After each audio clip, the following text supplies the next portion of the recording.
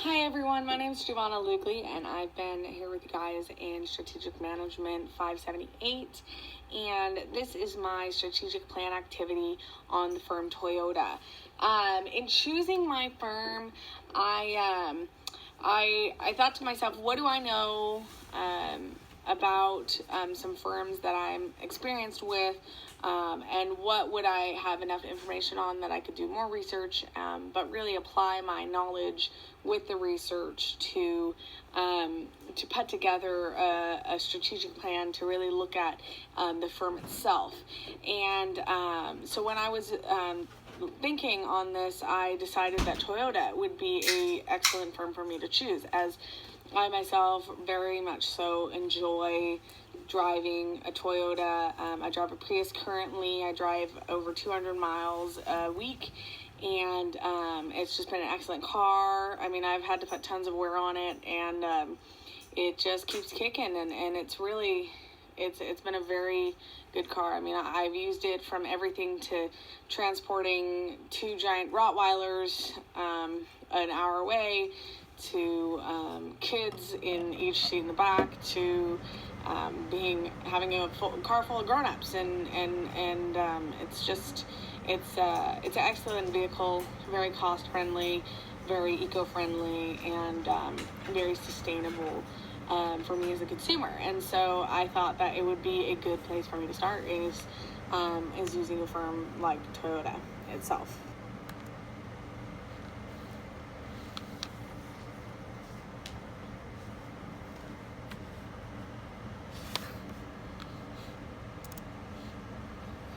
All right, now going on to my strategic segmentation, you can see here that I have my strategic business area structure set up here on a table, and we have our 5 different types of areas.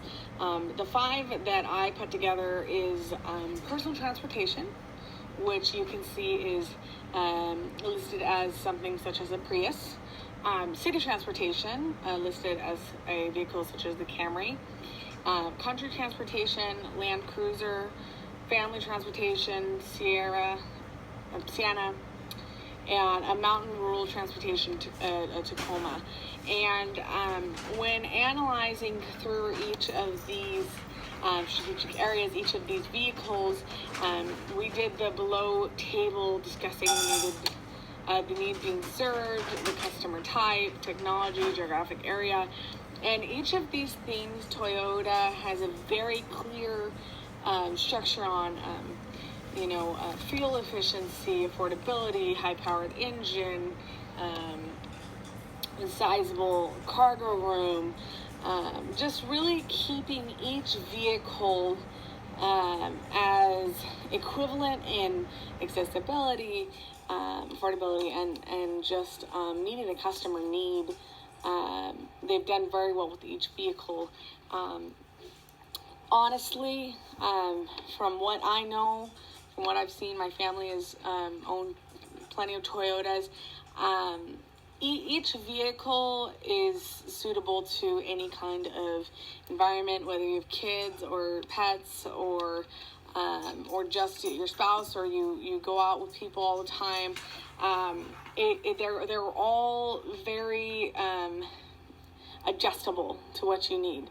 I've moved a whole apartment in my Prius. I mean, not everything, but you get the gist. I've been able to adjust, the seating arrangement, and really take advantage of the internal structure and design to advantage me as the consumer.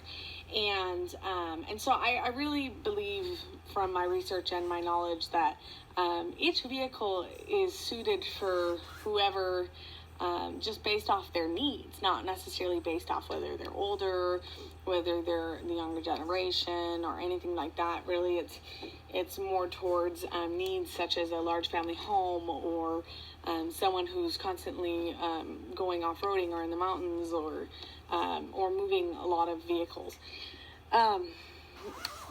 Anyways, moving on. So then when we look at the technology, one of the most notable areas for Toyota is their electric hybrid structure in a majority of their vehicles.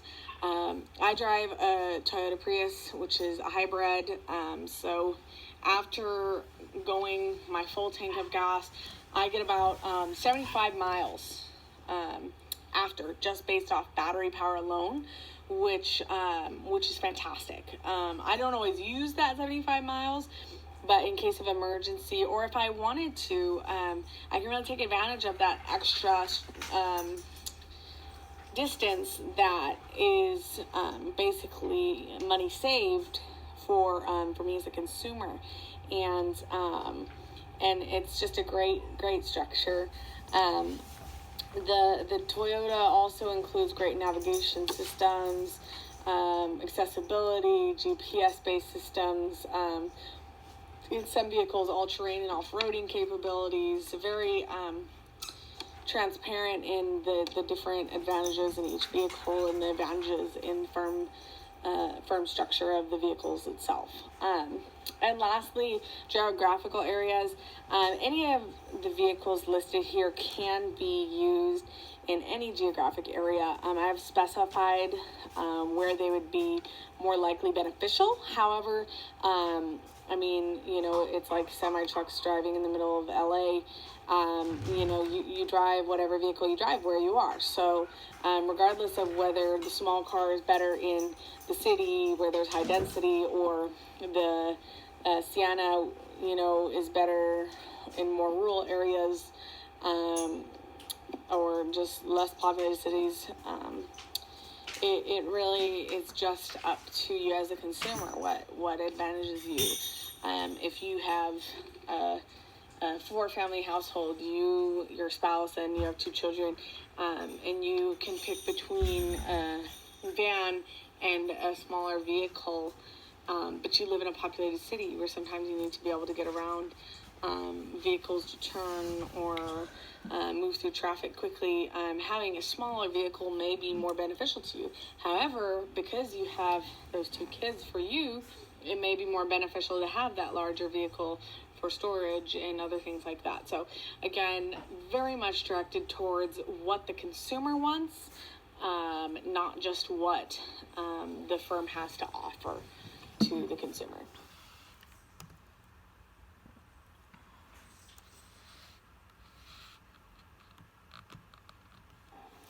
Now, looking at environmental turbulence, we have our table here of our different levels, descriptions, and then the categories in which the firm falls. So the first category we have listed here is complexity. And in Toyota's case, they would fall under a level 5, which would be global socio-political. And that's because Toyota really stretches their automobiles internationally and just all over. Their vehicles are seen more than most other automobile industries. At least in my case, I see Toyotas more than I see other industries.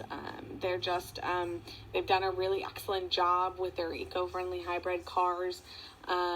Obviously, everybody has different perspectives and everybody sees different things, but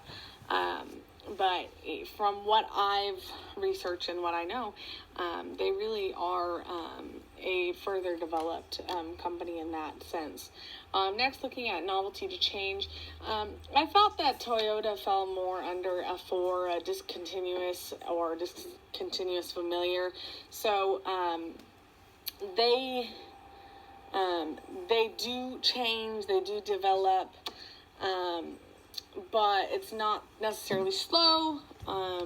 It's not necessarily crazy fast. It's not like iPhone, who produces a new phone every year.